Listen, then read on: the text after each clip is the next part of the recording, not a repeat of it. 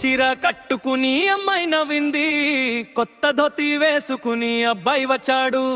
చేతిలో చెక్క బొమ్మ ఊరంతా చూశాడు, జాతరలో జోష్ చూసి డాన్స్ కి దిగాడు. రా రా రా జాతరకి రా.